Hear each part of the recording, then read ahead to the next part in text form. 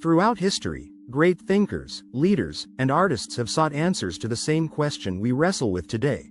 What does it mean to live a good life? While many have turned to religion, politics, or power for guidance, some of the most profound answers come from an unexpected source: Epicurean philosophy. Epicurus, the ancient Greek philosopher, may not have directly shaped the lives of these figures, but his teachings have rippled through history, influencing countless individuals and their unique approaches to happiness and fulfillment. Epicureanism teaches that happiness comes not from wealth, fame, or material success, but from cultivating tranquility, meaningful relationships, and the simple pleasures of life. It emphasizes the importance of living intentionally and freeing oneself from unnecessary pain or fear. While this philosophy is often misunderstood as hedonistic indulgence, its core message is far deeper and more balanced: to live with mindfulness and gratitude for what we already have. Consider the life of Thomas Jefferson, one of America's founding fathers. Jefferson was an outspoken admirer of Epicurus, and his personal letters reveal how deeply he valued the philosopher's ideas. Jefferson once described Epicurus as the greatest of all human moralists. For Jefferson, Epicureanism wasn't about retreating from the world but about creating a life of balance and contentment. He believed in the pursuit of happiness as a central right, not in a materialistic sense, but as the freedom to cultivate a meaningful and fulfilled life. This is evident in his design of Monticello, his home, which he built as a sanctuary for intellectual exploration and personal peace. Jefferson's Epicurean influence wasn't just theoretical. He famously kept his life relatively simple, enjoying gardening, reading, and exchanging ideas with close friends. His commitment to curiosity and simplicity echoes Epicurus' teachings: avoid unnecessary pain, embrace knowledge, and find contentment in the small pleasures of life. Jefferson's legacy reminds us that even in the pursuit of monumental achievements, a deep appreciation for the present moment can ground and sustain us. Another fascinating example is Michel de Montaigne, the French Renaissance philosopher whose essays remain widely read today. Montaigne was deeply inspired by Epicurean thought, particularly in his reflections on happiness, mortality, and the human condition. His writings often grappled with the fear of death, a central theme in Epicurus philosophy. Like Epicurus, Montaigne believed that death should not be feared because it is a natural part of life and something we will never experience directly. Montaigne's essays embody the Epicurean practice of self-examination and intentional living. He advocated for a life of moderation, self-awareness, and gratitude.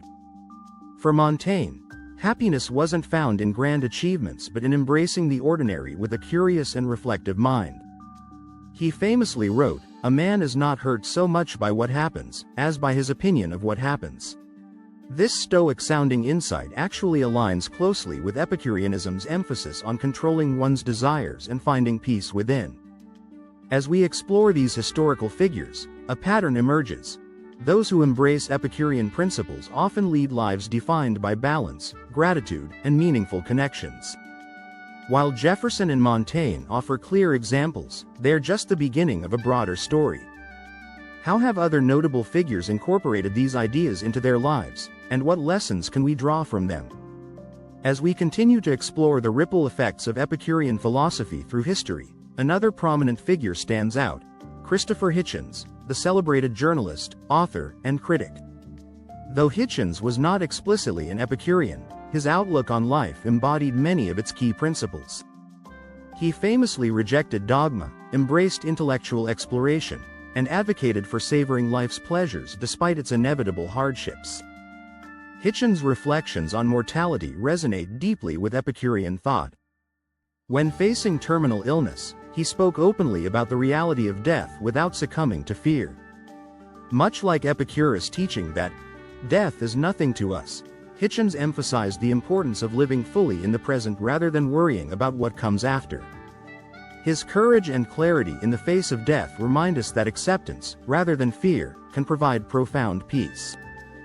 Beyond his views on mortality, Hitchens lived with an unmistakable appreciation for the finer yet simpler pleasures in life: good books, spirited debates, and rich conversation over a glass of wine. This Epicurean balance of intellectual curiosity and sensory enjoyment made his life both rich and purposeful. Hitchens demonstrated that even in the midst of adversity, the pursuit of knowledge and connection can ground us in a deeper sense of meaning. Epicureanism's influence can also be traced to the arts, where figures like Vincent van Gogh found solace in its principles.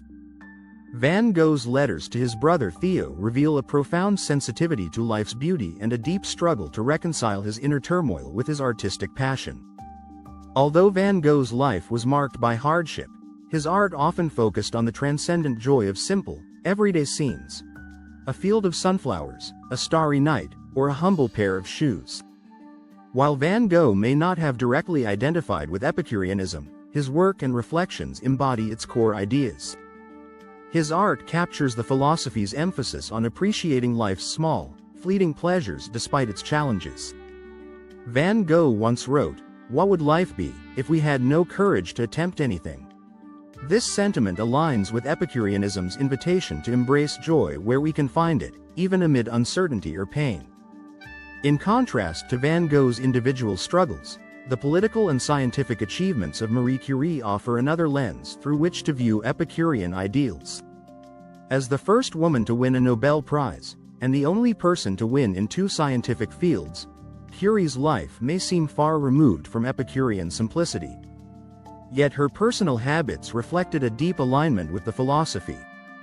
Curie famously lived a modest, unassuming life, often working tirelessly in her laboratory and avoiding the trappings of fame. Curie's approach to her work was one of focus, discipline, and a deep appreciation for the intellectual pursuit itself, a hallmark of Epicurean living.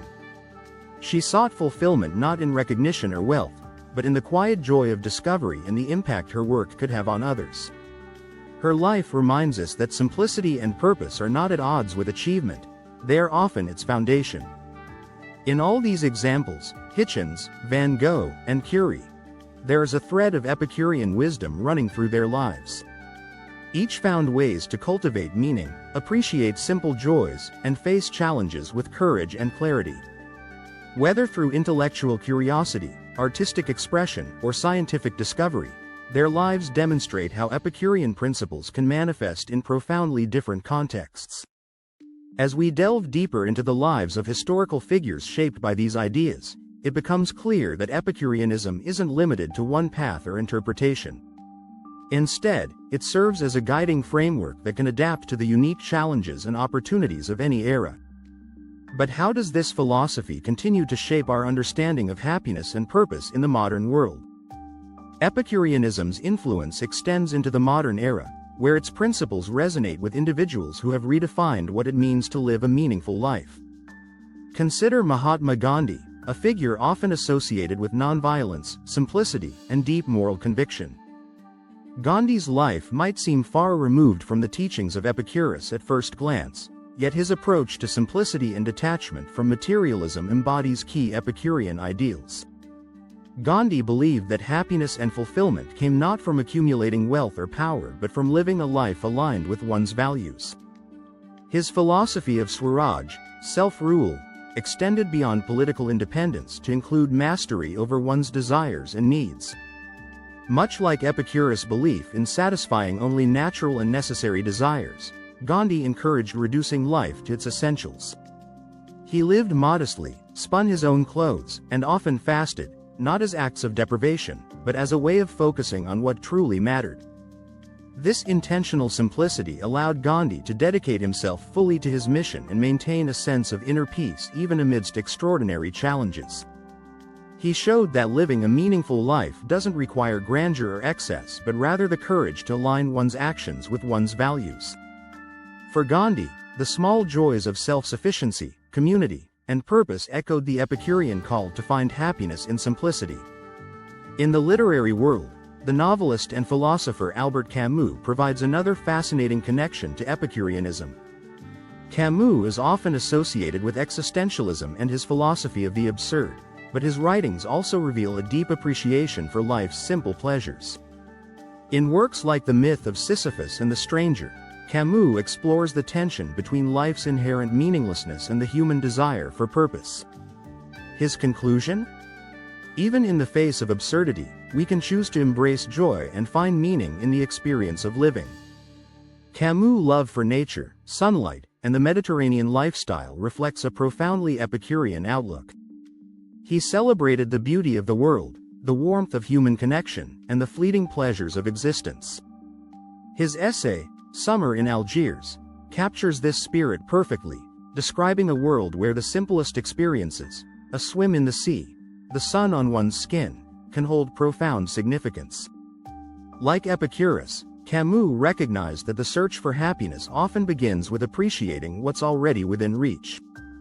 Another modern figure whose life reflects Epicurean values is the environmentalist and author Rachel Carson. Best known for her groundbreaking book Silent Spring, which helped launch the modern environmental movement, Carson lived with an acute awareness of the interconnectedness of life and the importance of preserving its simple beauty. Her writings often convey a sense of wonder and gratitude for the natural world, a perspective that aligns closely with Epicureanism's emphasis on finding joy in the present moment. Carson's life and work demonstrate how Epicurean principles can be applied to collective well-being. By advocating for the protection of the environment, she extended the philosophy's focus on personal tranquility to include harmony with nature. Her belief that small, intentional actions can lead to meaningful change reflects the Epicurean idea that happiness is built on thoughtful choices and a sense of balance. These examples, Gandhi's simplicity, Camus' embrace of joy, and Carson's reverence for nature, illustrate the versatility of Epicureanism in shaping modern lives. Whether through acts of personal discipline, artistic expression, or environmental stewardship, their stories remind us that the philosophy's core principles remain timeless and adaptable. In an era defined by complexity, competition, and consumption, the wisdom of Epicureanism offers a countercultural path to fulfillment. It encourages us to strip away the unnecessary, cultivate gratitude for life's small pleasures, and focus on what truly matters.